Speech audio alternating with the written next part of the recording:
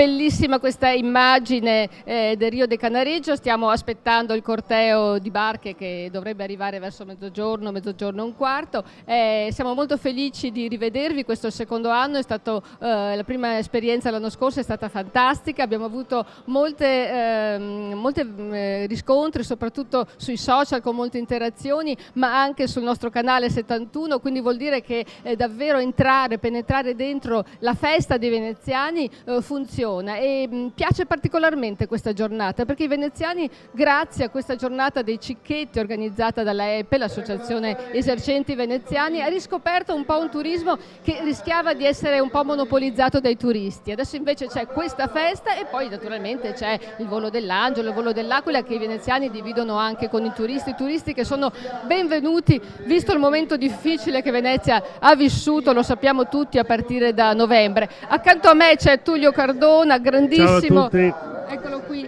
ciao, memoria storica fantastica di Venezia, non potevano mancare, sarà la colonna sonora della nostra diretta. Abbiamo anche degli ospiti davvero interessantissimi e ne abbiamo uno davvero che vi stupirà. Di peso. Tullio, racconta tu. Allora, Festa Veneziana sull'Acqua nasce perché sia una festa veneziana e quindi al di là poi di quello che si fa a San Marco, di un carnevale fatto sempre più per i turisti, questo rimane il carnevale, diciamo, di Venezia, dei veneziani, tanto da terminare la giornata con l'offerta dei cicchetti delle ombre grazie all'AEP. Quindi con cibi assolutamente veneziani che poi diremo. Certo. Ecco, dobbiamo dire questo, che l'AEP giustamente va orgogliosa di questa giornata perché dice: abbiamo cominciato noi, abbiamo detto ma perché non ci troviamo noi veneziani da qualche parte fuori dai circuiti turistici e ci facciamo una bella mangiata. Da lì poi ma perché non ne andiamo con le barche? Ma guarda, nasce anni e anni fa da un gruppo di amici soprattutto, da Gino Puntar, che era all'epoca del consiglio dell'AEP, che verrà oggi a trovarci, da Gianni D'Este, purtroppo ora scomparso, che era il presidente dell'Alvisiana, e con questi due personaggi nasce la festa veneziana sull'acqua, che poi, come giustamente hai detto benissimo, è stata sempre più arricchita da varie manifestazioni che si sono innestate all'interno della festa veneziana, quindi con il coordinamento delle associazioni remiere. C'è stato poi il corteo sull'acqua, la Pantegana, che è durata 3 anni di festa, c'erano i bambini addirittura che si vestivano da topolini, e insomma personaggi, regate, piccole regate, insomma è una festa che è diventata importante come inaugurazione vera e propria del Carnevale di Venezia. Certo, anche la Pantegana ha una storia, perché è nata in una locanda veneziana, tra veneziani, davanti a un'ombra, poi racconteremo anche... E sai chi l'ha inventata? Cosa? La Pantegana, dai, ma qui c'è un po' di... L'hai inventata la Pantegana l'ho inventata io. Ecco, lo so, però insomma... Ne vado orgoglioso, ma perché c'era una principessa che veniva calata dal campanile di San Marco. Allora, parlando con Gino Punta, parlando con amici, io ho detto: ma noi abbiamo la regina a Canareggio, non la principessa, la regina, che è la Pantegana. Certo. E da lì poi è nata, ok. Dopo insomma si sa com'è in città, tutti dicono che l'idea è loro, no? Invece abbiamo qua il copyright. Sì. No, hanno tentato, devo dire, di rubare l'idea, di dire l'ho fatta io, anche personaggi piuttosto importanti, stranamente. Purtroppo siamo in pochi, non riusciamo a lavorare in sinergia e cerchiamo di rubarci anche l'idea. Vabbè, dai, comunque insomma... È un gioco. Io devo assolutamente ringraziare i nostri collaboratori, siamo in tanti perché per fare questa diretta davvero ci vogliono molte persone, tutti entusiasti, tra l'altro ci sono fatti la diretta anche ieri sera con il bellissimo corteo acqueo, quindi sono davvero da ringraziare. C'è il nostro regista Matteo Zanetti, grande, splendido, bionico, poi c'è Stefano Vilardo, c'è Fulvio Pastrello, Renato Bortoletto, Alessandro Russo, Federico Corte, Margherita Sonego e Nicola Patron. ecco, ci tenevo a citarli, poi li ringrazieremo anche alla fine perché davvero si stanno dando molto da fare per noi. Allora, detto questo, cominciamo già con il primo ospite oppure magari vediamo di collegarci? Ecco, vedo qua che ci sono le immagini, non è ancora partito il corteo, sono ancora a punta della dogana, credo che no? sia sì, in bacino. Si è partito dal bacino, ora più o meno sarà. Ecco, ecco, sì, sono partiti, vedi qua nel monitor, sì, c'è sì, Giovanni sì. Giusto, ok. E vogliamo sentire un po' magari quello che sta dicendo Giovanni Giusto e poi ritorniamo per un minuto per sentire cosa sta dicendo? Certo. Bene, allora ci siamo, adesso ci raggruppiamo, diamo tempo a chi è in bacino di recuperare e dopo col classico alzaremi dimostreremo che pur messi a dura prova l'acqua ci ha sicuramente dato un po' di fastidio, e invece noi non abbiamo la schiena piegata ma bella dritta e oggi lo dimostriamo ancora di più che Venezia è viva, i veneziani sono tosti. Allora, ecco qua, vedete il palco, perché ecco, per esempio, sul palco c'è Ernesto Pancin, che è il presidente della EPE storico. No, il presidente è Elio Dazza. Ecco, beh, lui è il direttore. Comunque è storico, insomma, sì, è sì, una figura davvero fondamentale. Volevamo che venisse qui a parlare di questa cosa dei cicchetti, ma ha detto purtroppo devo rimanere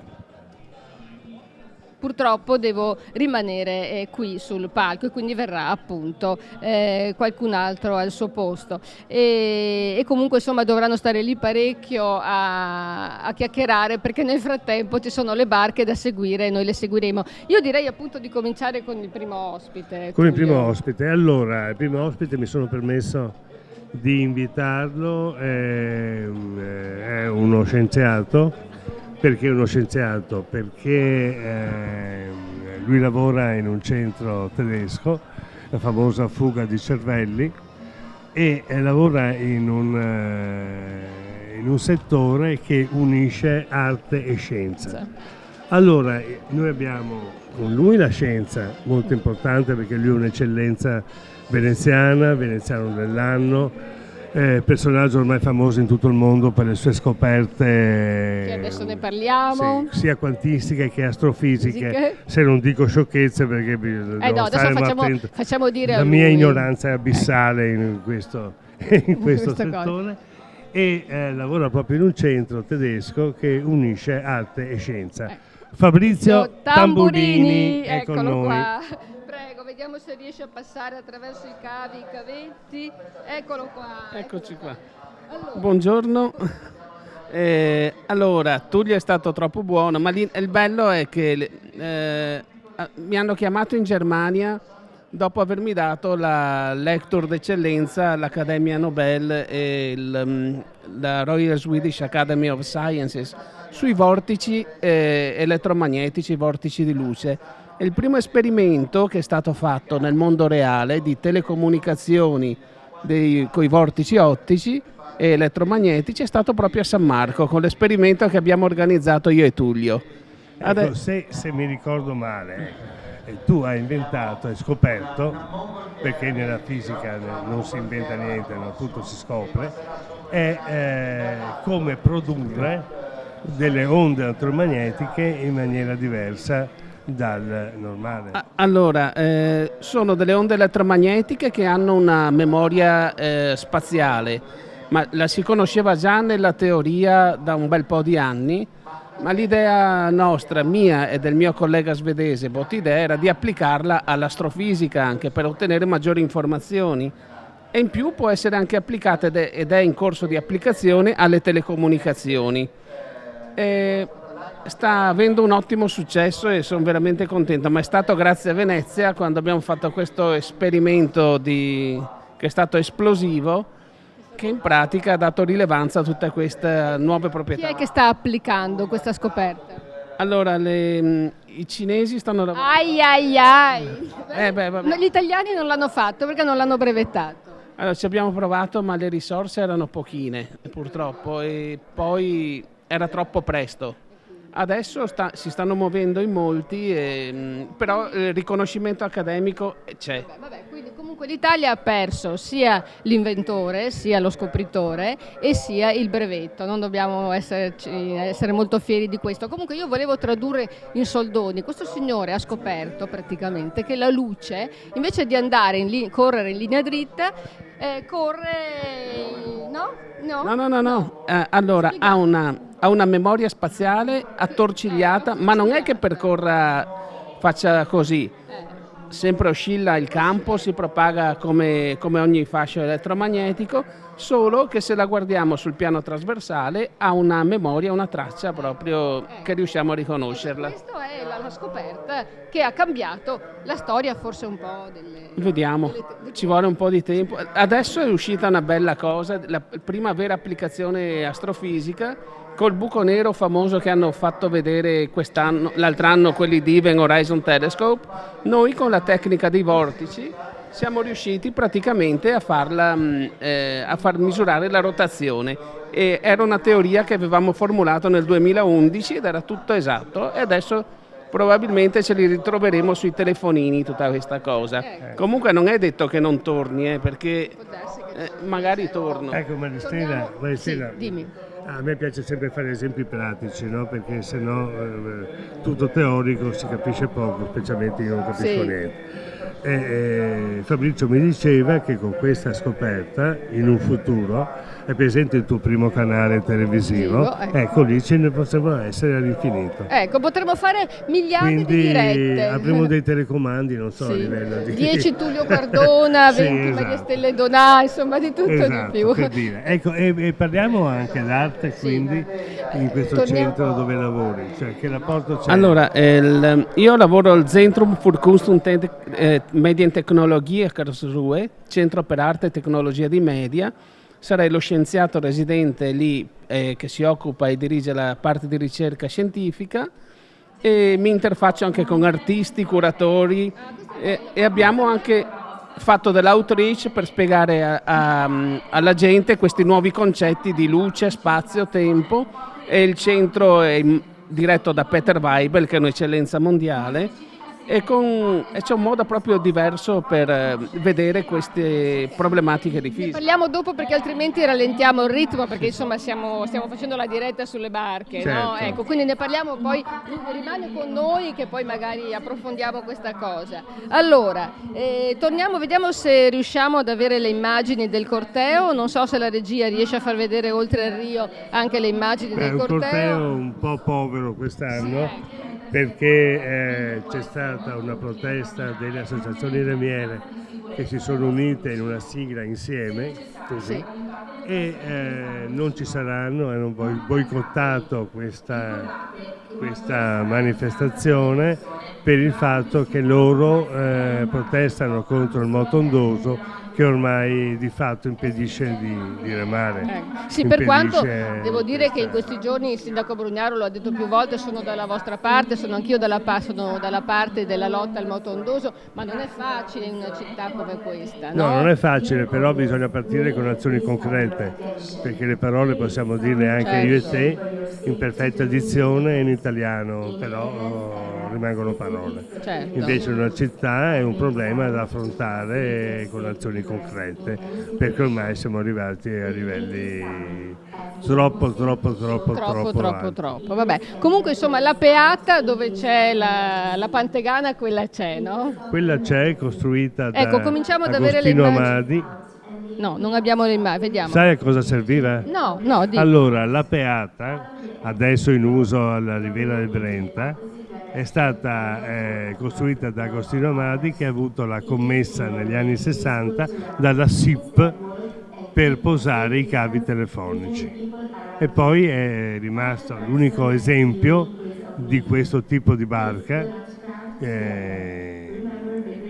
Non ce ne sono più, c'è solo questa, e quindi ce l'abbiamo come testimonianza di questa barca enorme da lavoro. Senti, io qui ho un po' di barche perché così la Peata, vabbè, la più grossa, la più robusta, però ce ne sono anche altre che non sono del tutto scomparse, che ci sono ancora e che magari partecipano al corteo. Beh, quella più importante è la Caorlina. Sì. La Caorlina rimane la barca da lavoro per eccellenza, che che viene ancora usata sia per il tempo libero sia anche nelle isole tipo Sant'Erasmo, Pelestrina eccetera, per portare anche dei materiali, ma queste barche poi sono state adattate per avere il motore e i primi motori furono i motori da trattore in campagna che venivano adattati, il motore veniva adattato. Ecco, per alla esempio, vedi, carlina. adesso si vede abbiamo un'immagine delle barche. Queste cosa sono? Che barche sono? Le vedi? Queste se le vedo abbastanza poco, però queste qui sono caorline. Sono caorline. Caorline, di solito vogate a 6 remi. Ecco. Senti, c'è la possibilità di vedere per esempio un bragozzo tra queste barche? Beh, non credo che oggi lo potremo vedere, non penso che ci sia. Sì, il bragozzo è di Chioggia, no? Di Chioggia, e quindi, sì. Sì. La caorlina di Caorle. La caorlina di Caorle, però insomma il bragozzo, sì, speravo che magari venisse qualche barca anche da dintorni.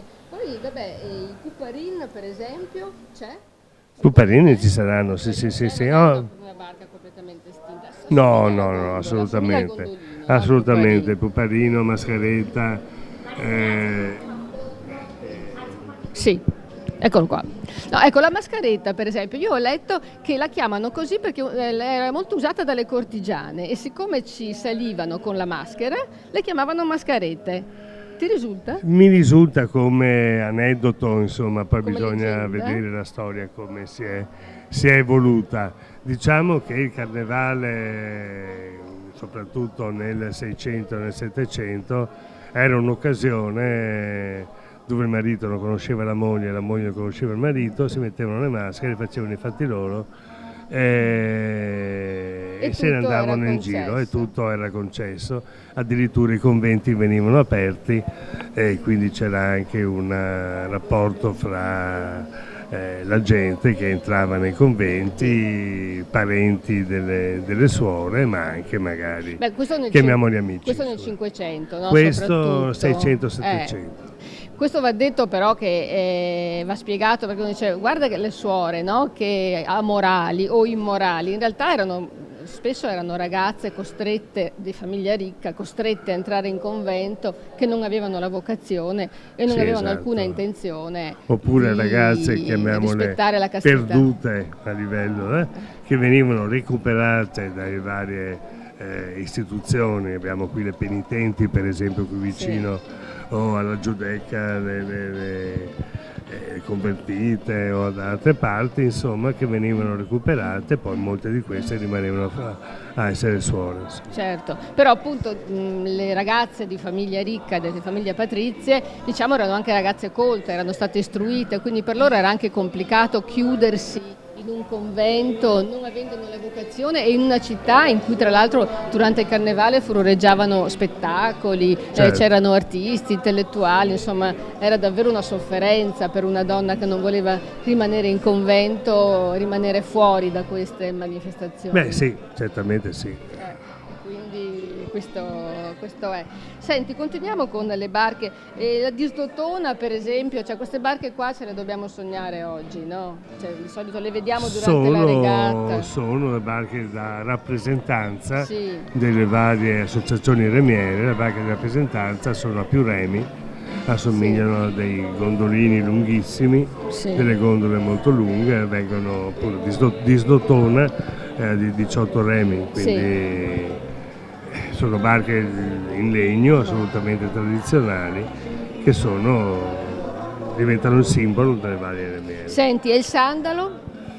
Il sandalo si usa d'estate, no, il sandalo è una bellissima barca, diciamo ormai la più usata, può servire per varie cose, per portare dei materiali, può andare anche a motore, un motore piccolo, di solito è vogato e sono in uso alle varie remiere ed è la barca davvero più usata il sandalo, anche per insegnare ai giovani e anche meno giovani, perché le remiere insegnano un po' a tutti. È usata anche molto per esempio da chi andava a caccia, c'è il sandalo da Sciopon che aveva quello Sciopon che un disegno particolare per tenere appunto il fucile. È leggermente più basso e si teneva appunto un fucile molto lungo, molto grosso, che veniva sparato dal rematore che stava a poppa. Infatti. Ogni tanto in qualche osteria ci sono degli sciopponi che si vedono appesi alle pareti. Senti, e poi c'è la battela a Coa de Gambero, io vedo qua, mi sono guardata, esistono ancora, sì? Ce ne sono poche, comprate da appassionati, anche stranieri, della voga veneziana, di tutta la cultura di Venezia, e era una tendenza di Giovanni Giupponi, il grande costruttore che costruì anche la Serenissima, la grande barca che precede la regata storica, e Giupponi spesso faceva queste coe de gambero, cioè con la poppa molto rialzata. Senti, poi c'è tutta la generazione delle toppe, del topo, della toppa, sono in assoluto le barche più adatte per la laguna, no? Sono le barche, certo, a fondo piatto. Fabrizio, sai remare tu? Allora no, perché quando ero piccolo, negli anni 70, mio papà aveva solo barche velocissime fatte da proto, non so se ti ricordi. Erano dei missili praticamente, arrivavi quasi a 100 all'ora. Mi è rimasta la voglia della velocità e sai benissimo dopo come è andata a finire. Perché Maristella non lo sai, ma anche una particolarità di Fabrizio è il suo amore per i motori, tanto che lui ha fatto il pilota collaudatore. Sì. Stava per arrivare alla Formula 1. Lui comunque è veneziano. Chiedilo. Sì, veneziano, sì, sono nato praticamente a San Polo. E quindi la barca... La barca sempre ogni domenica, eccetera, però era la velocità, cioè andavamo a vedere anche le gare. Era quello che proprio mi prendeva, i motori, così.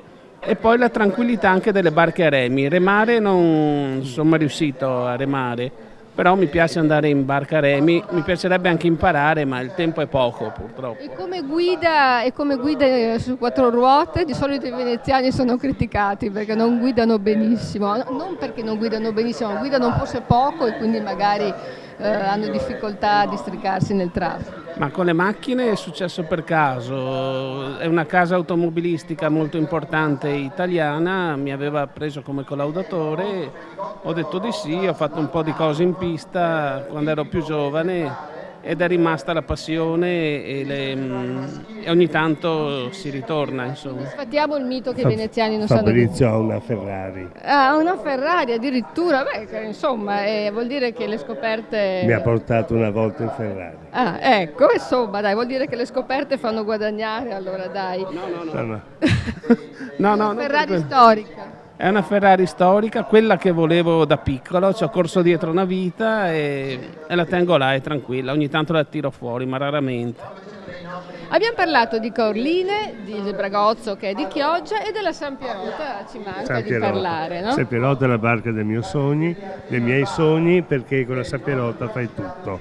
Puoi andare a vela al terzo, puoi andare a motore, puoi andare a remi, con la San Pierota puoi fare tutto, è la barca più duttile che possa esistere adesso nel panorama delle barche a remi. Senti, esiste ancora la Vipera? Io ho letto che la usavano gli agenti delle dogane. Sì, qualche esemplare perché era molto veloce, quindi anche i vigili urbani usavano queste barche.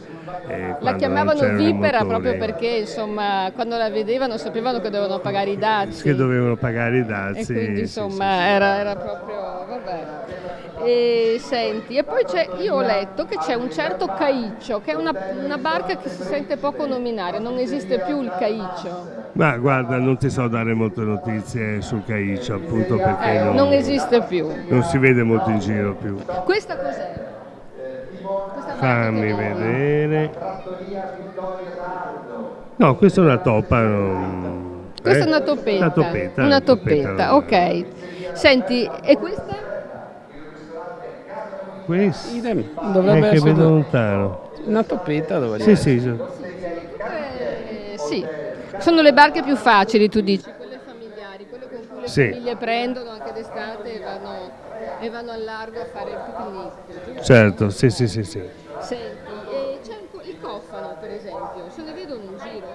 Beh, ma il cofano adesso è soprattutto in vetroresina, Ma quindi non so, vabbè. Sì, dimmi Tullio. è soprattutto in vetroresina adesso che si fanno i cofani. Beh sì, tu hai scritto un bellissimo libro su Amadi, che è l'inventore, Sì. o diciamo l'inventore, quello che ha avuto il coraggio di fare gli scaffi in vetroresina. Di importare questi scaffi inimicandosi in vetroresina. tutta la città. Dopo però tutta la città alla c'è fine gli ha dato ragione. C'è stato un momento di grossa discussione se la vetroresina dovesse solcare la laguna o meno. È chiaro che non è barca tipica tradizionale perché è fatta in vetroresina e non in legno. È vero anche che la manutenzione del legno ti costa moltissimo, è molto difficile, mentre se hai una barca in vetroresina, una volta che ce l'hai, la manutenzione è minima. Certo, certo. Vabbè, comunque insomma sì, non se ne vedono moltissime di barche, in effetti si sente che manca un po' questa protesta, ma speriamo appunto che si tragga beneficio, no, da queste cose. Venezia in questo momento ha bisogno assolutamente di riprendersi e tra l'altro ne approfitto per dire che le presenze turistiche in città sono notevoli, non sono al 100% negli alberghi ma all'80%, quindi insomma vuol dire che tutta quella crisi che si era temuta con l'acqua grande di novembre in qualche modo si sta riassorbendo. Sì, ma questo è un mio pensiero, quindi proprio mio personale. Dobbiamo adattarci ed essere pronti anche a reagire immediatamente a guai che possano toccare Venezia.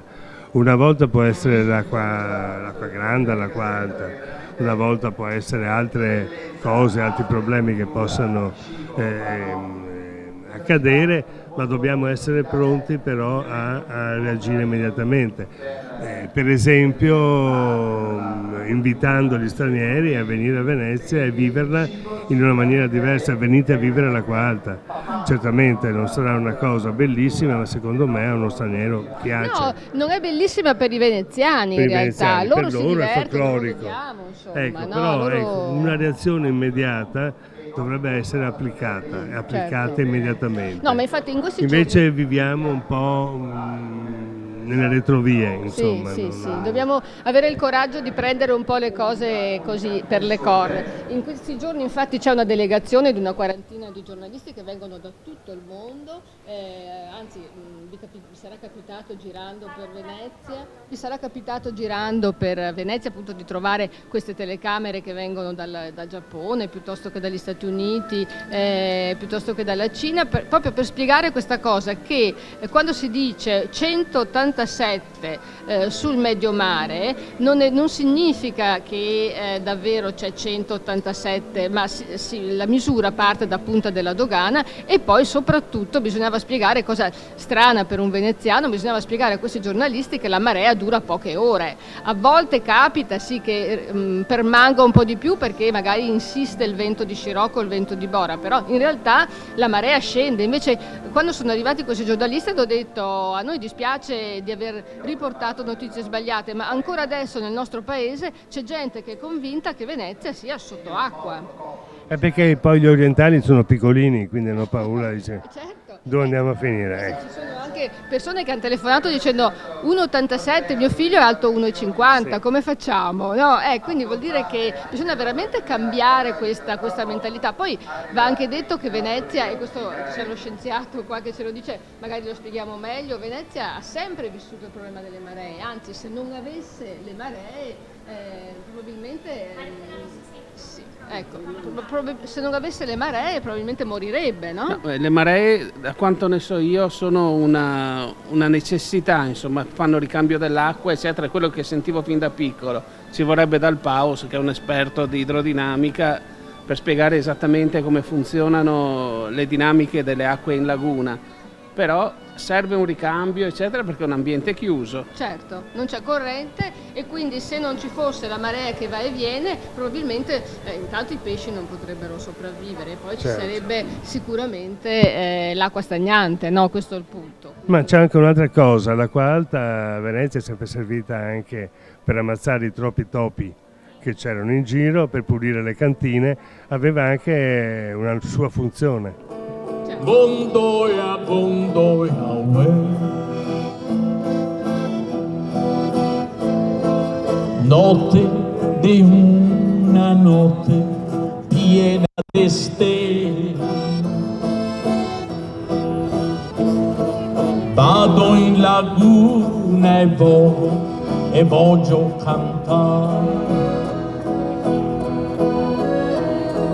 Mi son quel gondolier che in gondola veninoia, c'eremo in porcoia, scigoia, over gestioco le basi. Mi son quel gondolier che ancor sul mar vedondoia, non specular vedemi.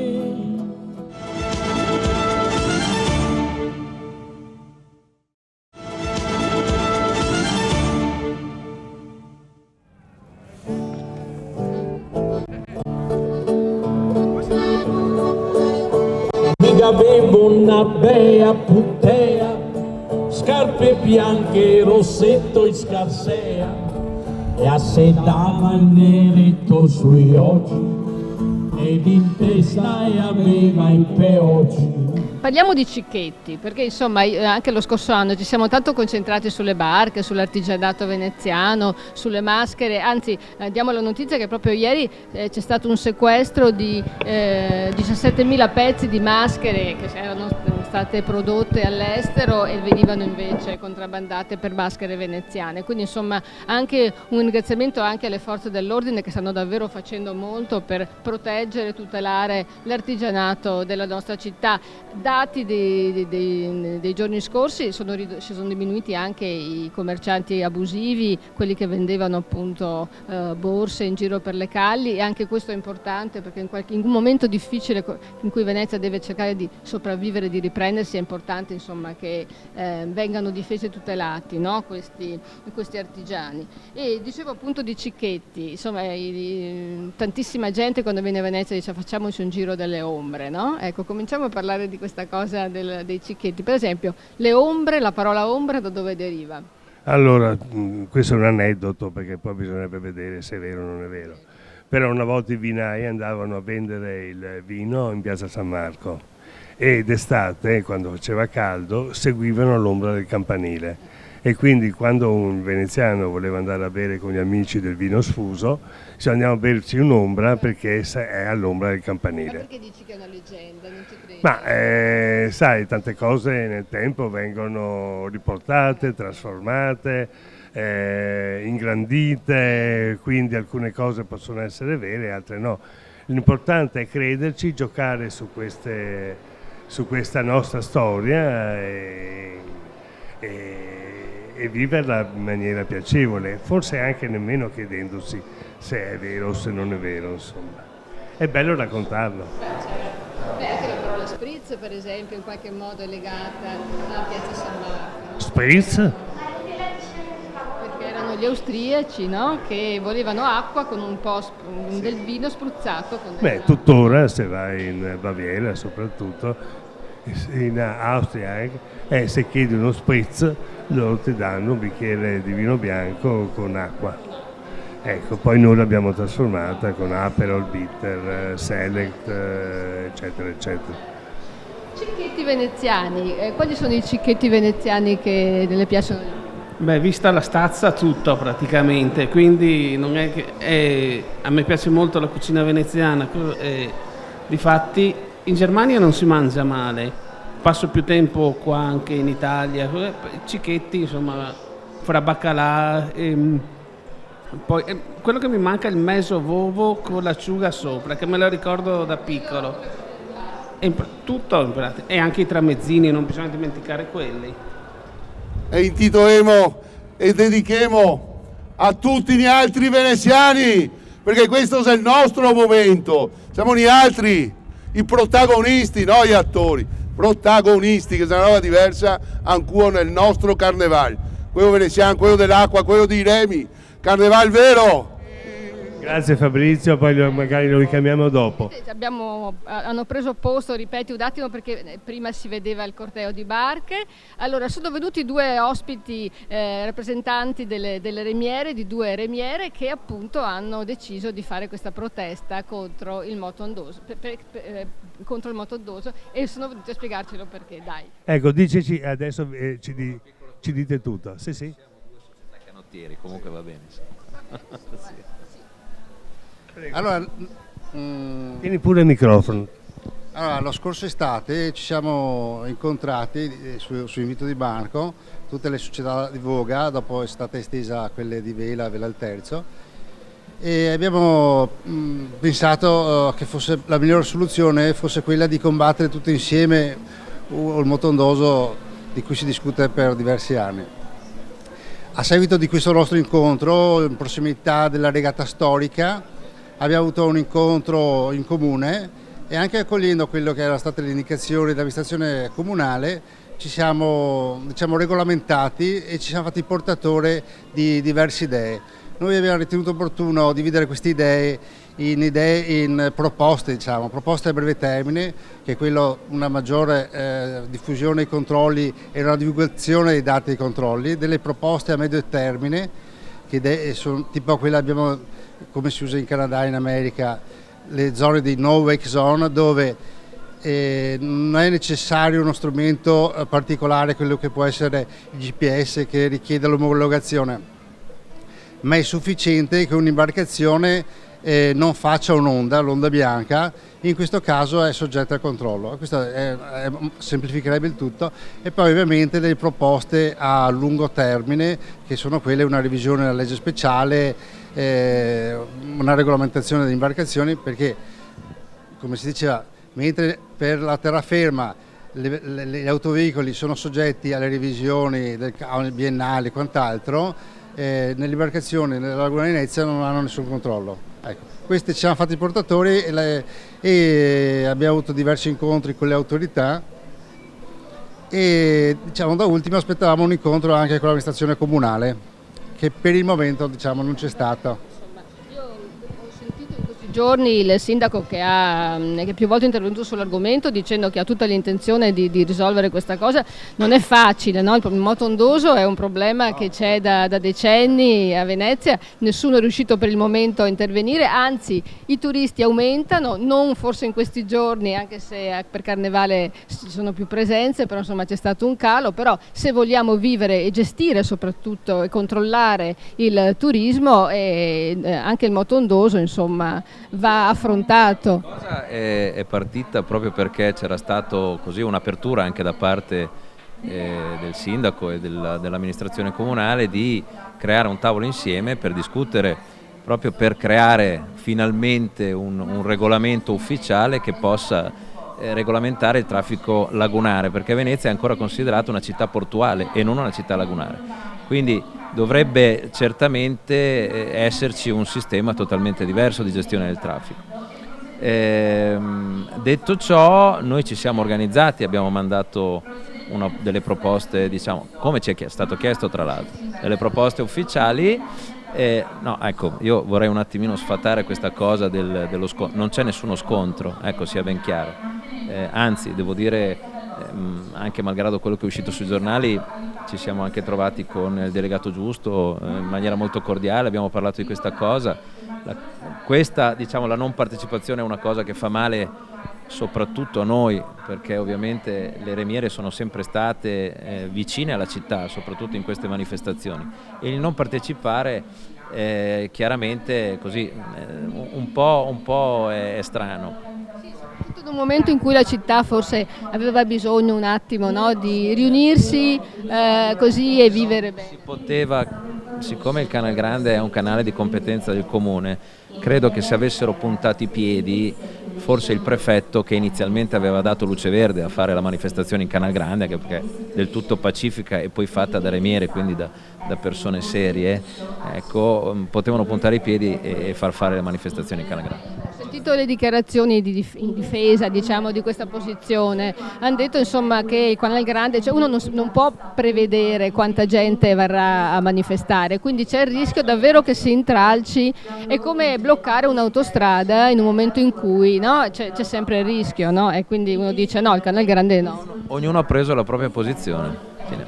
Tutto qua. Comunque insomma pronti, voglio dire, a riaprire il dialogo, a parlare tranquillamente, così come già più volte abbiamo espresso. Ecco, tutto quello che è importante è fare squadra, no? Sì, io prima del vostro arrivo ho detto che di Motondoro si parla, se ne parla tantissimo, ma ci sono molte parole che restano parole in realtà. Purtroppo si continua a parlarne, ma si risolve molto poco. Motondoso è un problema che devasta la città, ma impedisce anche di remare, perché francamente io ho visto parecchi cantieri di associazioni remiere dove appena andavi fuori dallo specchio d'acqua antistante eri preda di queste onde molto alte, poi se c'è un po' di vento, un po' di scirocco, siamo tutti quanti un po' fregati. Questo l'ho visto per esempio alla Francescana, per non parlare della Remiera Castello, per non parlare di altre remiere. Fondamentalmente 9 è così, il canale della Giudecca non ne parliamo, dove passa addirittura navi e di tutto. Ecco, vorrei sapere, se Maristella me lo consente, un po' qualcosa di più sulle vostre proposte concrete. Allora, noi abbiamo stilato un documento che è stato inviato chiaramente alle autorità cittadine, quindi al Comune di Venezia, all'attenzione del signor Sindaco e anche all'attenzione del Prefetto.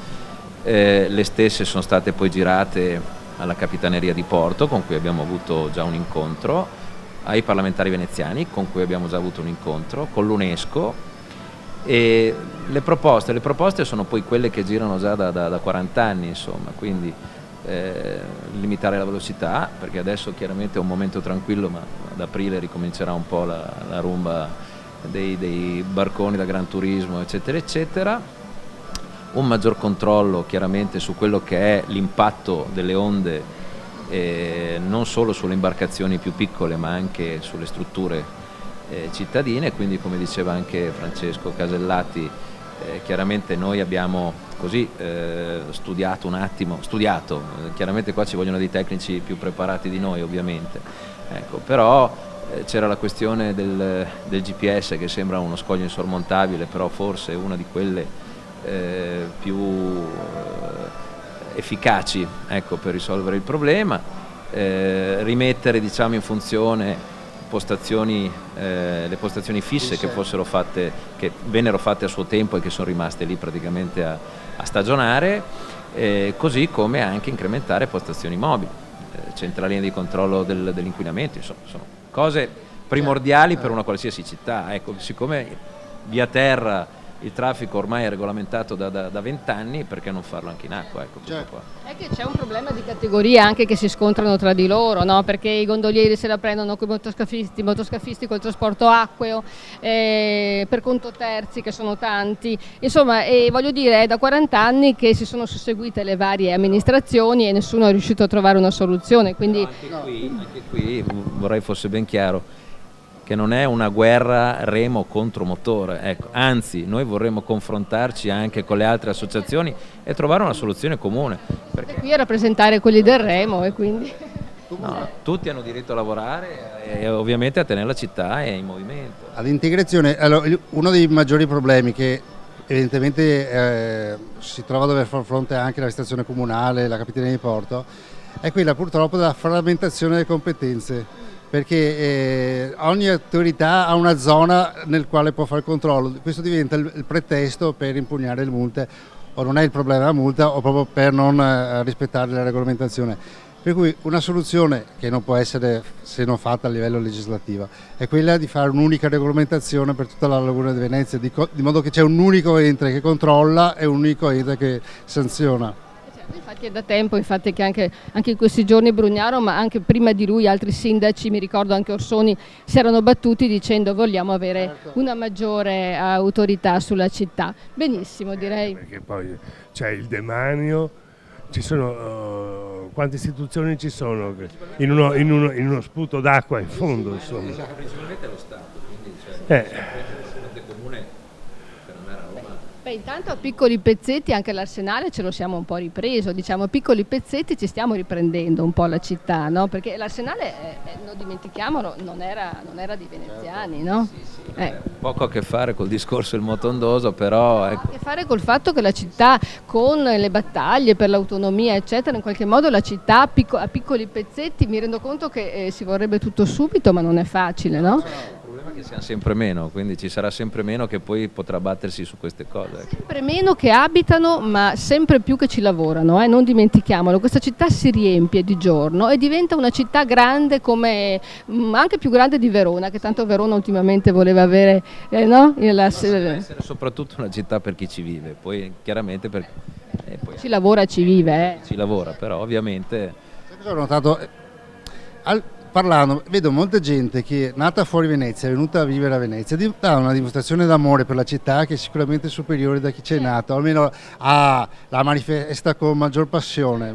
È spessissima, proprio gente che non è nata qua, viene a vivere qua e lotta per la salvaguardia di Venezia più dei veneziani. E la conoscono le curiosità di Venezia, ne conoscono la storia, anche in mezzo a tutte queste persone che vediamo che si sentono veneziani, e magari non lo sono, ma si sentono veneziani. Io a Maristella non so se tu hai seguito, comunque da tanti anni, proprio la Bucintoro fa una regata simpaticissima, che è la prima regata dell'anno, che è la regata della Befana.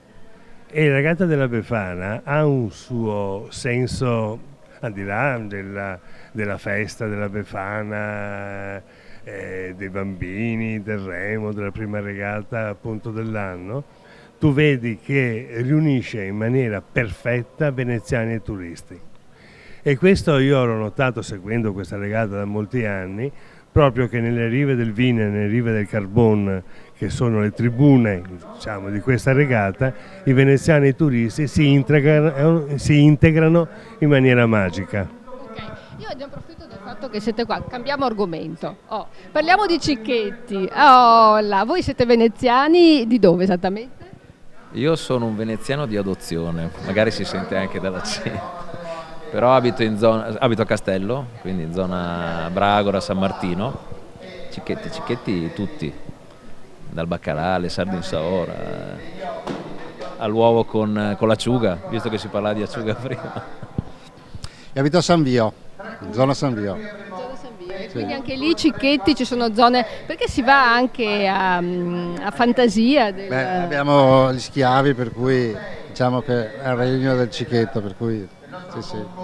Sicuramente un mondo che attira molti turisti, no? Sì, però per esempio a San Vio mi viene in mente purtroppo che aveva moltissimi negozi di ogni tipo, sono spariti tutti, perché a San Vio non c'è più un negozio di vicinato che sia uno. Sono tutte gallerie d'arte nel percorso, no? Questa è un'evoluzione un po' di tutte le città, anche Roma, anche in tutte le grandi città nel centro si sono un po' svuotate, perché i centri commerciali hanno un po' assorbito, diciamo, no, lo shopping delle famiglie, e in centro ci sono i grandi negozi. Questo sì, ma a San Vio è avvenuto in maniera violenta, posso dire in maniera molto pesante. Repentina negli ultimi 10 anni. Però lo dico con un estremo orgoglio, a San Vio c'è una grandissima, fortissima identità sociale, per quello che è rimasta viva. Per cui è vero il discorso dei negozi, è assolutamente vero, però diciamo da un punto di vista sociale è molto sentita. Ecco. Insomma, vedi che Venezia non è morta. Commentatemi questa barca, ecco, appena passata, quella barca gialla che veniva inquadrata, cos'era? Era un gondolino, eccolo qua. Questo è il gondolino per i campioni della regata storica. Ecco, però ci sono due donne sopra, questo è bellissimo, no? Che è sempre stato una barca per gli uomini, invece qua vediamo due donne, quindi... È stata sempre preclusa alle donne, invece da un po' di anni viene evocata anche il gondolino. Questa giornata l'anno scorso ha inaugurato, diciamo, questa novità di dare i gondolini alle donne. Questo è un primato di questa festa, no? Sì. Infatti fra un po' dovremmo avere anche Gloria Rogliani, dovrebbe arrivare, perché prima prima di questa diretta sono state fatte una serie di gare, magari se ne puoi parlare tu, Giulio? Sì, sono state delle gare a cronometro lungo il Rio di Cannaregio, organizzate dall'associazione dei regattanti, dove hanno vogato puparini, gondolini appunto con le donne, e ha inaugurato la giornata, la festa veneziana sull'acqua. Senti, io volevo parlare dell'origine dei cicchetti. Chi è che lo sa? Tu lo sai come sono nati i cicchetti?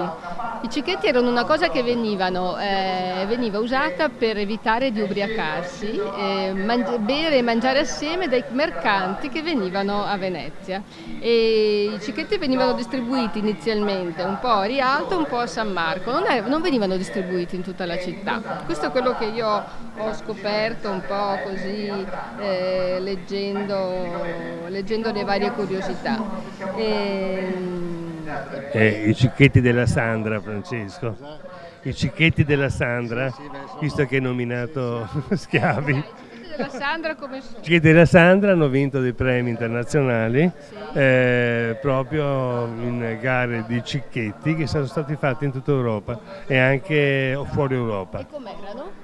Come sono, perché sono ancora vivi, vegeti e si mangiano. Sono cicchetti fantasiosi. Quindi non sono quelli, non so, il nervetico e segoe per esempio dalla Sandra li troviamo? No, non li ho visti, sono diciamo dei cicchetti diversi, mi sembra, di quelli tipici, sono crostini piuttosto. Sì.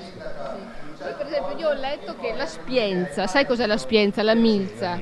Ecco, una volta si facevano questi crostini con questa frattaglia, la si bolliva e si fa anche adesso, si trova, io non la vedo spesso, è un po'... Aspetta. Purtroppo, sì, purtroppo. E poi sono amante delle frattaglie, quindi però non si trova più. E dove si trovavano?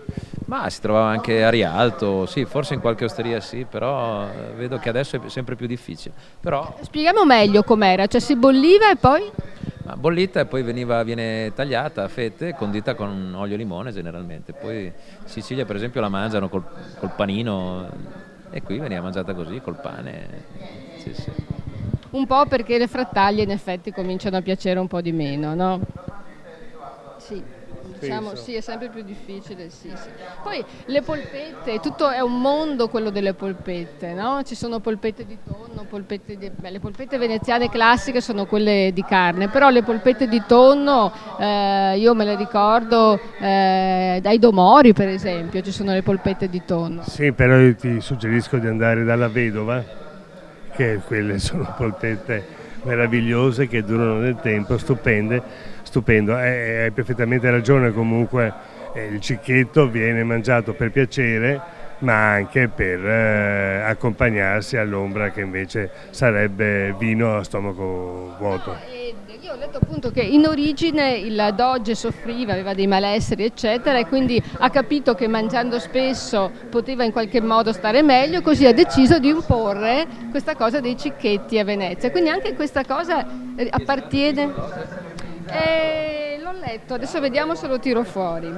Era re Alfonso X, detto il Savio, che durante una lunga convalescenza era costretto ad alimentarsi con piccole dosi di cibo, accompagnate da sorsi di vino, e fu così che pensò di imporre agli osti castigliani l'usanza di abbinare sempre al vino fettine di insaccati e formaggio. Devo dirlo al mio medico. Al mio medico mi auguro che mi dia questa cura molto presto. Ok, ecco, questa per esempio è un'altra curiosità che infatti... e poi vabbè... No, aspetta, scusami. Dimmi.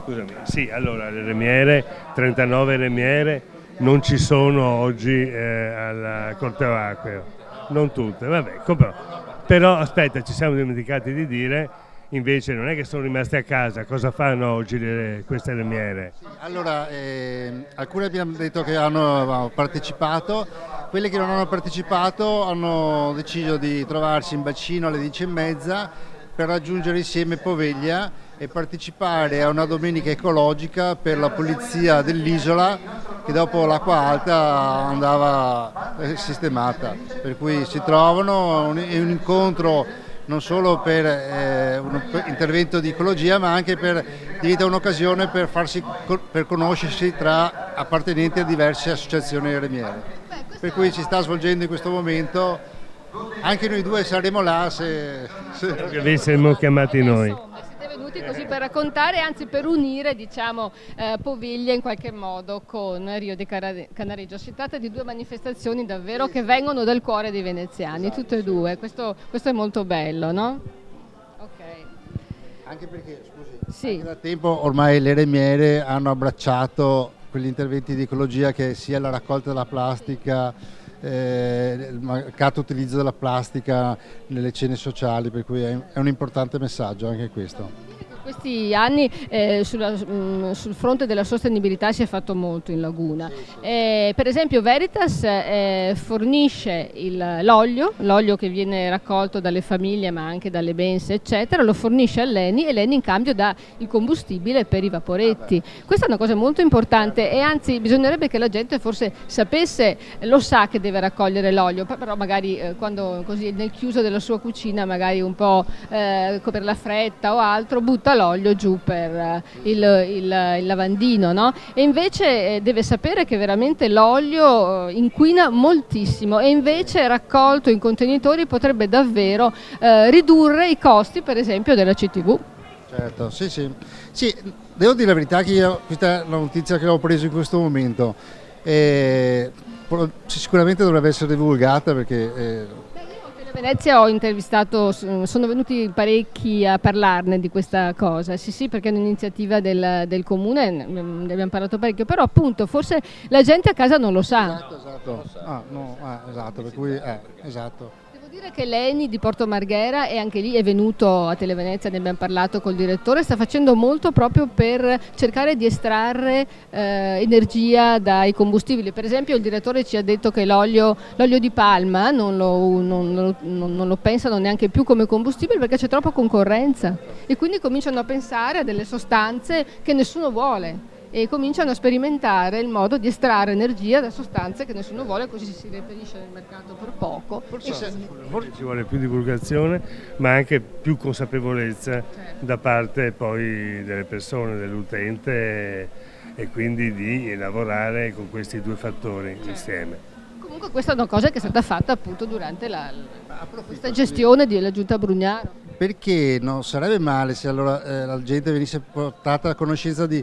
Allora facciamo tutti la raccolta differenziata plastica, residuo e carta, se la gente sapesse anche l'utilizzo che se ne fa, di modo che ci fosse una specie di premio, fra virgolette, diciamo quest'anno di tutta la raccolta, tonnellate di plastica che abbiamo raccolta è stato utilizzato in questi termini qua. Credo che per alcuni potrebbe essere un incentivo.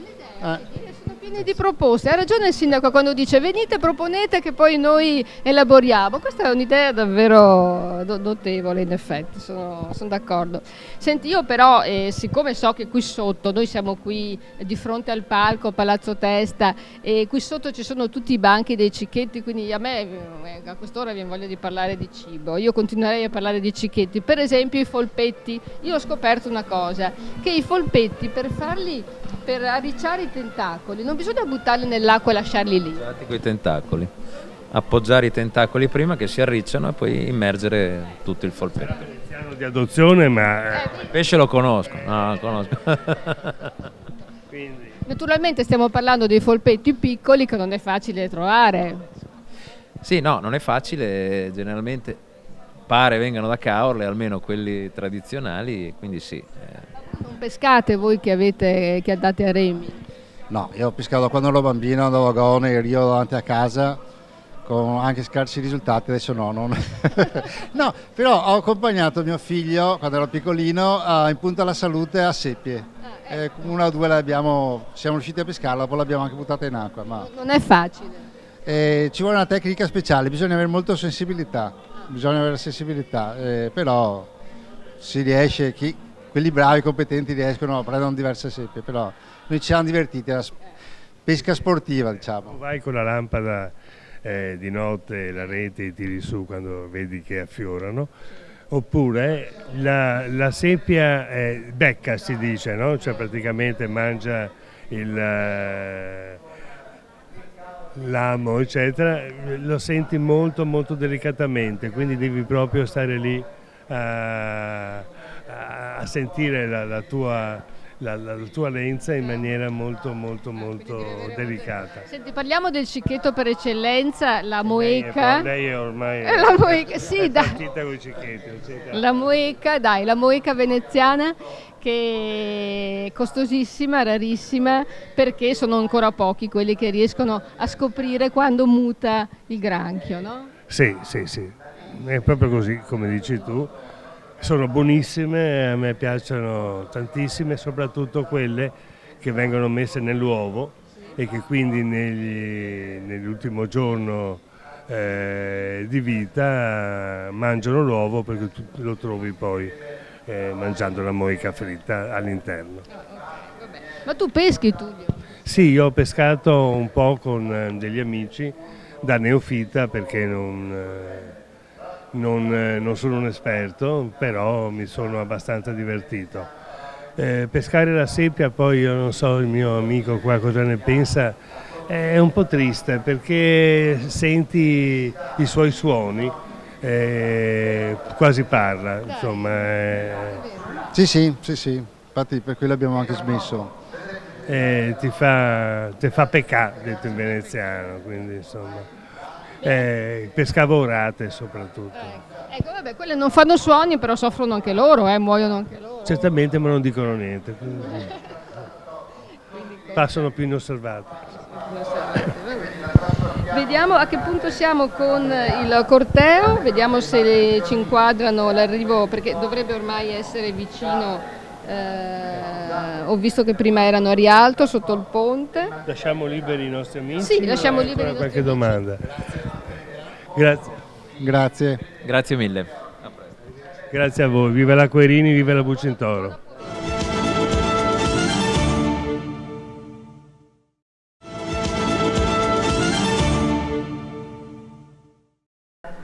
Devo dire che sono tantissimi, vedi?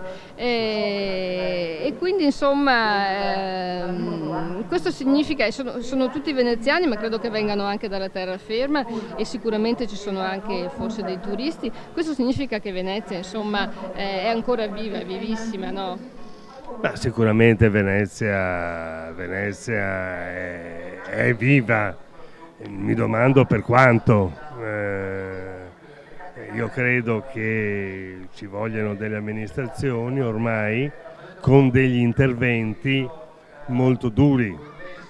Le amministrazioni, qualunque essa sia, non si può più permettere di demandare alla prossima amministrazione dei problemi che ormai vanno affrontati e bisogna andare giù con la mannaia. No, infatti è per questo che il sindaco dice voglio fare un altro mandato perché voglio continuare quello che ho cominciato, perché altrimenti rischio di chi verrà dopo di me rischia di non riprendere più quello che io ho cominciato, no?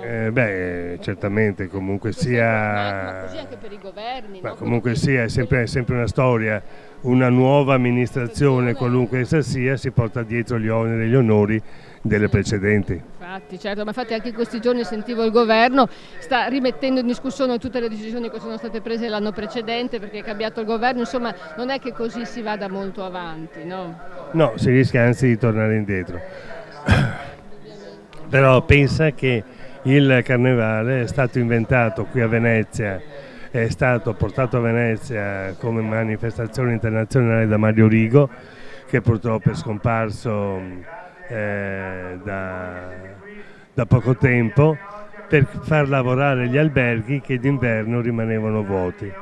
E quindi lui portò nel 1979, insieme alla Biennale Teatro di Maurizio Scapparro, portò questo carnevale a Venezia, lo impostò come manifestazione internazionale e dal 79 È manifestazione internazionale. Ecco, va detto che il carnevale naturalmente è antichissimo, si è svolto per secoli e poi è stato interrotto con la caduta della Repubblica Serenissima, no? È stato in quel momento che non se n'è più parlato e dopo appunto è stato giustamente ripreso, ma per decenni è scomparso ed era un carnevale che in tutta Europa era estremamente apprezzato, vissuto e molti arrivavano da tutta Europa, anche perché questa cosa dell'indossare la maschera era proprio una cosa tipica veneziana, al punto che siccome appunto in quei giorni uno poteva fare quello che voleva e aveva scoperto la bellezza dell'anonimato, ha continuato a usare la maschera anche dopo. Ecco, adesso vediamo che stanno arrivando, ecco la Pantegana. Ecco Tullio, guarda, sta arrivando la Pantegana, eccola qua, quindi sono veramente... Con all'interno i coriandoli che poi verranno sparati per salutare il carnevale. Dello svolo, no? Perché questo si chiama svolo della Pantegana, in realtà non è proprio un volo. All'inizio sì, all'inizio era venuta giù addirittura un'azienda che faceva le seggiovie, le funivie in montagna, e abbiamo tirato un filo che andava dal ponte dei Tre Archi fino alla fondamenta e volava, faceva il suo piccolo voletto.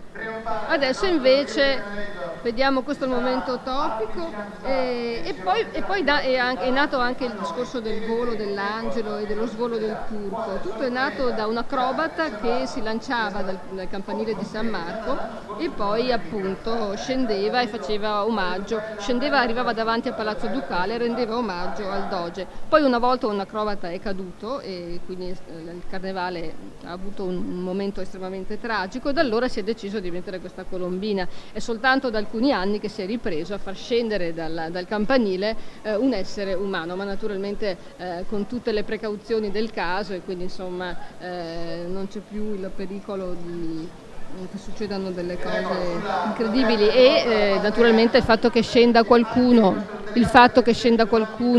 in carne ed ossa indubbiamente rende tutto più elettrizzante, più vivace, più eccitante, no? Il carnevale. Ecco, questa per esempio cos'è? Un bragozzo? Così? Questa barca? Un gondolone. È un gondolone.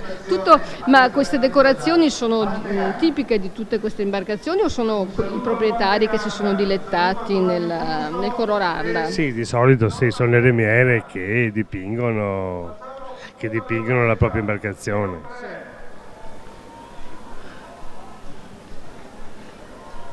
Ecco, tu per esempio lo sapevi che nel 1339 fu addirittura proibito l'uso della maschera di notte, perché si erano talmente abituati all'idea, no, di usare la maschera per proteggere la loro privacy, che cominciarono ad usarla sempre e per questo hanno cominciato prima appunto a proibire l'uso della maschera di notte. E poi insomma nel 600 hanno cominciato anche a proibire che le persone entrassero a volto coperto in chiesa, perché succedeva anche quello. Quindi... Ma io credo che tuttora, secondo le normative e le leggi, non si possa portare la maschera, che può essere pericolosa, perché sotto ci può essere un terrorista piuttosto che un rapinatore, insomma. E ovviamente il problema poteva esistere anche allora. Certo, comunque sai, la bauta, che è la nostra maschera tipica, neutra, no? Proprio serviva a non farsi riconoscere, perché la maschera ha quella funzione, aveva quella funzione. Ecco, vengono aperti i banchi dei cicchetti e delle ombre offerte dall'AIP, che... Adesso forse ci stiamo avvicinando al momento topico dello svolo della Pantegana. Ecco, un'altra cosa che non abbiamo detto è che il carnevale però in qualche modo è resistito in tutti i decenni in cui non si è più fatto a Venezia, a Murano e Burano, cioè nelle isole hanno continuato a festeggiarlo il carnevale. Sì, infatti il carnevale per esempio di Burano è sempre stato molto importante, molto sentito e anche veramente molto bello, con anche carri che sono stati allestiti. Però sai, il carnevale tra bambini soprattutto, poi c'è sempre stato era una cosa a Venezia minimale prima del 1979. Era una cosa, buttavano farina, si divertivano con molto poco, insomma così. Poi è entrata la cultura, cioè affiancare al carnevale degli elementi culturali. Una volta il Carnevale a Venezia era spettacoli teatrali e la bauta, no? Eccolo qua Giovanni Giusto che arriva, che sta parlando. Non riusciamo, speravamo di farvelo sentire, di farvi sentire il collegamento. Eccoci qua, stiamo arrivando! Siamo i veneziani da Remo! I veri veneziani! E questo è il vero carnevale! Quello dei veneziani sull'acqua! Duri a morire come a Pantegana! Perché quando pensano di averci stinto, uscirà da ogni dove con le trombe della cavalleria la Pantegana! Sinonimo dei veneziani perché l'ultima a morire! Viva la Pantegana! La regina del carnevale veneziano! Si andava a divertirsi, a ballare e ci si concedeva anche appunto serate trasgressive con la propria amata, magari ci si concedeva anche delle avventure con la maschera e quindi senza conoscersi. Questo era il carnevale a Venezia. Guarda, io mi ricordo l'Alzaremi è il momento topico più importante del barcaiuolo, del gondoliere, di chi porta una barca perché è il saluto. Io ricordo anni e anni fa che l'Arsenale venne aperto dalla Marina Militare per ospitare Claudio Baglioni e un suo concerto, e alla fine del concerto, siccome si andava anche in barca oltre che a piedi nelle varie tribune, i vogatori alzarono il remo e Baglioni rimase molto perplesso e poi a noi giornalisti chiese: ma perché hanno alzato tutti quanti il remo? No, non sapeva di questo, nessuno gli aveva detto di questa tradizione. No, ma è vero comunque, è un momento topico, anche quando si rende omaggio a qualcuno, anche nei funerali, è un momento molto commovente. Ed è anche bello dal punto di vista proprio scenografico, diciamo. Ecco la peata, vedi? Questa peata, guarda quanti la remano, però... Che va, viva l'amore che viene, che va, Viva l'amore che va. e non ne dessa stare. Le barche stanno accostando e stanno preparandosi per assistere allo svolo della Pantegana. Sì, quando arriveranno, vedi, al ponte in forno, che è il ponte di 3 archi.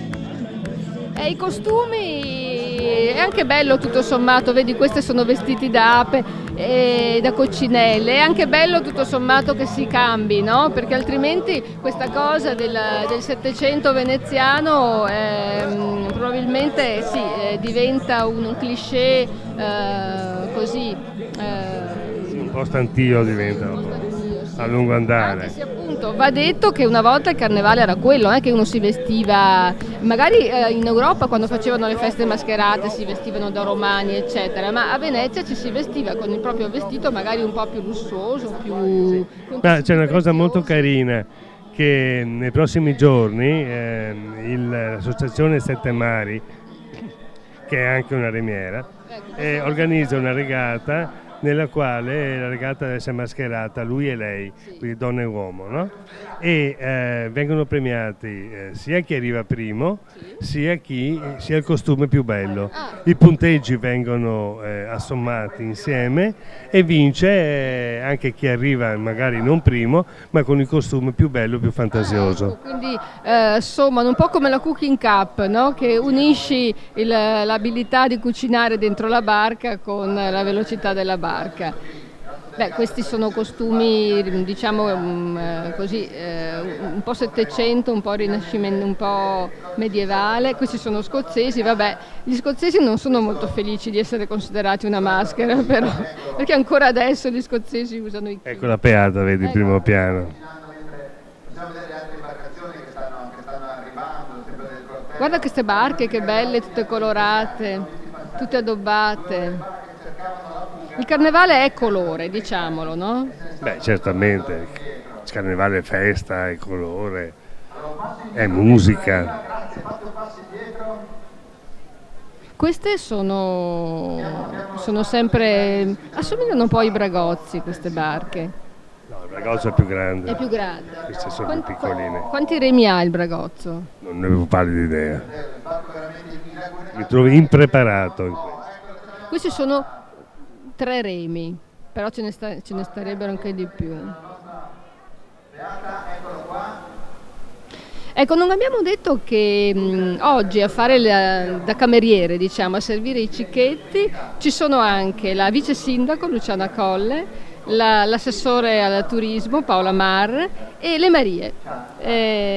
Hanno messo dei banchi lungo le rive, adesso la Pantegana si prende tutto lo spazio perché è egoista, è molto narcisista, diciamo, Narcisa vuole fare la protagonista, però in realtà lungo i banchi lungo le rive ci sono questi banchi e ci sono queste cameriere d'eccezione. Perché quelli che vediamo è la continuità di una grande storia, quella sull'acqua, quella dei remi, quella delle nostre remiere che oggi festeggiano a loro modo e tutti assieme festeggiamo quello che dichiariamo essere il nostro carnevale, quello che apre il carnevale di Venezia, e loro sono sicuramente il simbolo della venezianità che continua. No, che fan finta di ricordare i vecchi tempi. Siamo attualissimi, eccoci qua. Siamo veri, siamo forti, siamo i veneziani. Abbiamo la Pantegana che adesso, quando le ultime barche sono scivolate verso il ponte dei Tre Archi, la Pantegana si piazza al centro del canale e là dichiariamo proprio ufficialmente tutti assieme con conto alla rovescia quello che sarà lo scoppio della Pantegana. Va bene, al quale tutti non soltanto partecipiamo, ma addirittura l'azioniamo, quindi tutti assieme lo dichiariamo con conto alla rovescia lo scoppio e dopo si va al resto del carnevale che dura più di 16 giorni. Allora, quelle che abbiamo visto sono le barche, attenzione, tradizionali della continuità, le caorline, le mascarette, i scioponi, i sandoi, le batee, tutte barche che da sempre esistono a Venezia e che noi continuiamo ad usarle perché ci servono, sono quelle che ci permettono di fruire dell'ambiente nel modo più corretto e oggi le vediamo come carri allegorici scivolarci davanti ed è un'opportunità straordinariamente unica come lo è unica la nostra grande città. Che città rimane fin tanto che sarà viva e noi lo dichiariamo oggi e siamo belli, veri e vivi e pronti a continuare quella che è la millenaria storia che ci ha preceduto. Quindi stiamo creando e facendo e garantendo il futuro. Pensate che oggi al corteo dei veneziani sulle barche di carnevale c'era Ilaria, una bambina di 8 mesi. 8 mesi, questo è il sinonimo della continuità. 8 mesi era già là a presidiare. Io ci sono veneziana e continuo. Bene, allora, la Pantegana adesso un po' alla volta si sposta al centro. Perché la Pantegana? Ma perché la Pantegana è stata scelta popolarmente. Perché c'è un motivo bello chiaro e in carnevale magari con ironia lo possiamo dichiarare spavaldamente. Perché tutti pensano che Venezia sia una città tipo museo, no? Dove si entra e si esce alla sera. Non è così, non è così. Oggi lo dichiariamo al mondo intero che Venezia vive, fin tanto che ci sono i veneziani, Venezia è e rimarrà una città viva perché è fruita nella sua straordinaria Giovanni diversità. Giusto è come te, è un grande veneziano diversamente. che ama la sua città e non perde occasione per dire che la città è viva e continua a vivere. Sì, la città la amiamo tutti, insomma, ecco. Non credo che ci sia veneziano che dica che odia la città o che non si senta veneziano. No, ma che crede nella città, nel futuro della città. E poi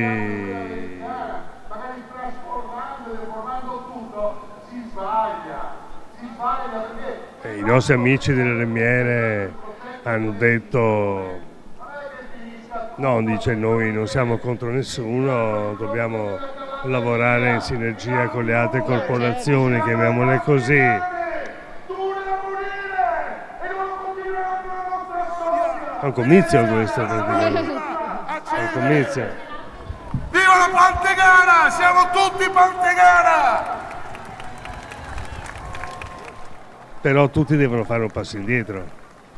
Per lavorare in adesso, sinergia per il bene di Venezia, il nostro però i motoscafisti devono fare un passo indietro, i lancioni, i Gran Turismo devono fare un passo indietro, i gondolieri tutti devono fare un passo indietro, perché non solo una deve farlo. No, certo.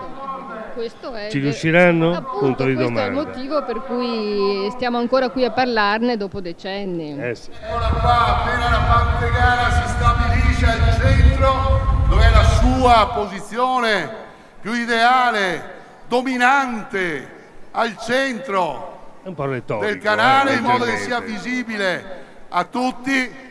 Beh, insomma, ci sta, è un po' un Lei imprenditore con di una folle, no? C'è un po'... Cioè, il carnevale è un po' essere sopra le righe, se non sei sopra le righe, anzi avremmo dovuto metterci in maschera, sai? Dici. Sì, perché noi abbiamo indossato la nostra, che è sempre quella, però avremmo dovuto metterci in maschera anche noi. Ecco! Ecco qui. 3, 2, 1, viva Venezia! Viva San Eccolo. Marco!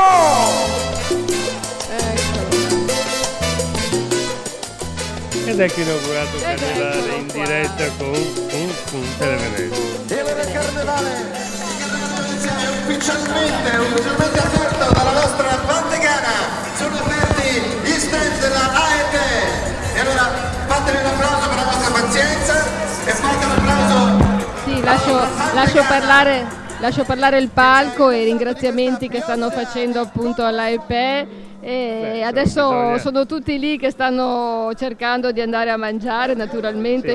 Questo è il Dobbiamo momento. mandare un pensiero però anche a grande lavoro di Vela, Sì, certo. perché Vela organizza il carnevale Certo. per conto del Comune di Venezia e bisogna dire che stanno Sì. lavorando molto Guarda, e anche Fabrizio bene. Doria, Piero Rosa Salva, sono veramente dei grandi che si danno veramente tanto da fare e anche questa diretta l'abbiamo fatta grazie a loro. Io tra l'altro ringrazio sempre il nostro gruppo di ragazzi che davvero ci ha aiutato tantissimo in questa diretta. Beh, il nostro naturalmente regista Matteo Zanetti, poi c'è Stefano Vilardo e Fulvio Pastrello, Renato Bortoletto, Alessandro Russo, Federico Corte, Margherita Sonego che è qui, che sta continuamente dandomi indicazioni sull'audio, se c'è o non c'è, perché insomma a volte ci sono dei problemi anche tecnici, Nicola Patron.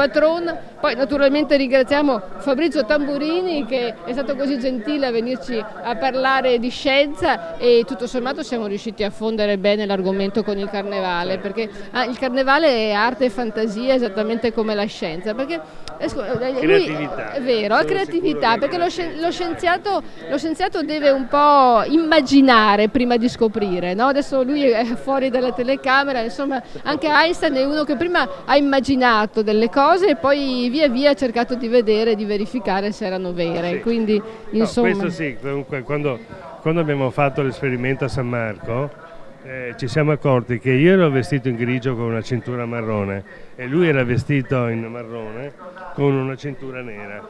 Allora improvvisamente ci siamo accorti che non eravamo proprio in sintonia e abbiamo chiamato le nostre mogli dicendo portateci subito la cintura giusta, senza pensare che potevamo scambiarcele semplicemente e la cosa sarebbe stata risolta. E questo è come Einstein che aveva due gatti, uno grande e uno piccolo, quindi sulla porta ha fatto due buchi, uno grande e uno piccolo. Ecco, quindi c'è un collegamento. Beh, direi, eccoli qua, stavano inquadrando le persone che stanno mangiando i cicchetti.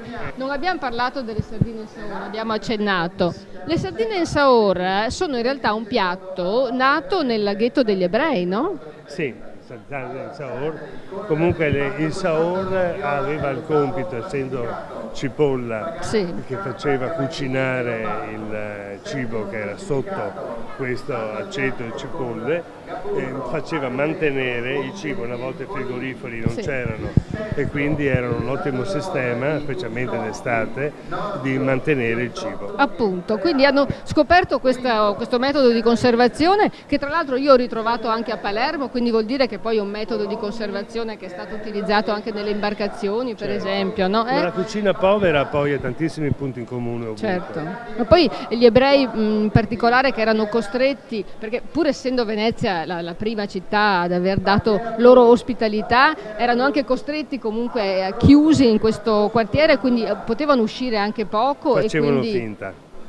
In realtà diciamo che riuscivano a trovare degli stratagemmi.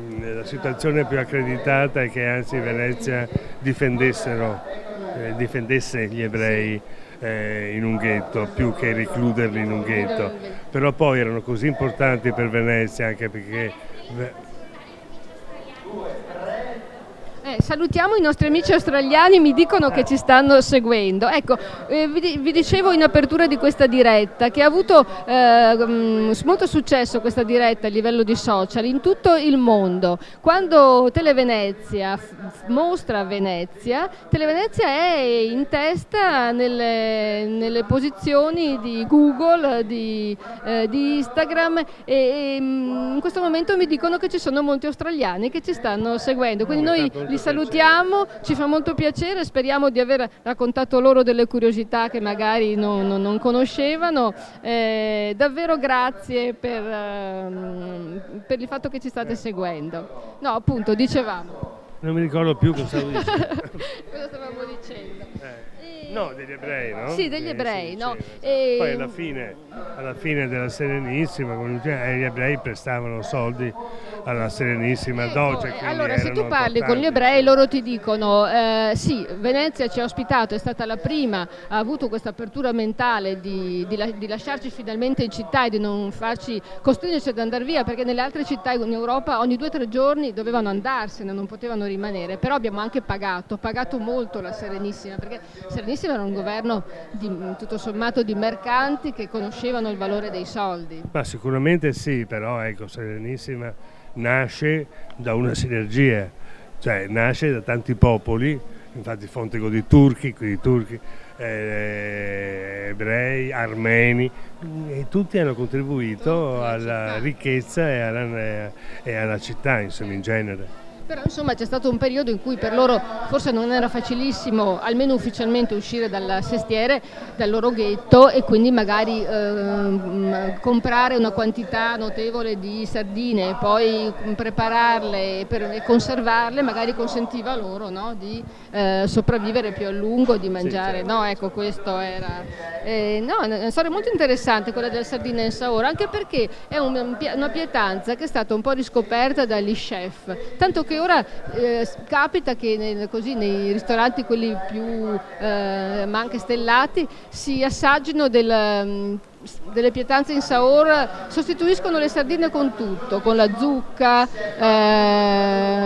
No? Fanno delle cose strane, basta mettere un po' di cipolla che chiaramente deve essere così annegata, diciamo, nell'aceto, prima cucinata, annegata, ecco, appunto. Però poi con questa davvero si può fare qualsiasi cosa. Senti, peoci al forno, per esempio. Questo è un altro, sì, gratinati, ecco, anche questo è un altro cicchetto. E poi la polenta con la soppressa, anche questo. Polenta soppressa e polenta schie, perché ci si dimentica la schia, che era questi gamberetti. Quando mia mamma andava al mercato li portava, dicevamo mamma hai portato schie. Ogni tanto diceva mia mamma si mangia anche schie. Certo. Adesso è diventato un piatto prelibato che molti ristoranti offrono all'inizio del pranzo o della cena, su una fettina di polenta mettono le schie. Certo, e l'ho tenuto per ultimo, ma non ultimo, il baccalà mantecato. Allora, su questo io credo che siano pochi ormai che non conoscono Querini, no? Che è lui che ha scoperto questo pesce, questo baccalà, che va detto che quando lui l'ha portato a Venezia lo hanno abbastanza ignorato. Non hanno capito l'importanza di questo pesce, che secondo lui invece era una scoperta, perché era più che altro era il modo di conservare il pesce, no? La scoperta. A Venezia il pesce si mangiava fresco e quindi era un po' come portare del ghiaccio agli eschimesi, no? Ho detto, ma cosa ci porti? Sì. No? Ecco. Ma sai, su questo tema su questo tema bisogna anche dire che ha formato anche delle mentalità isolane. A Burano erano tutti pescatori e bene o male, insomma, il lunario lo si sbarcava perché si andava a pescare, insomma, e il pesce lo si mangiava.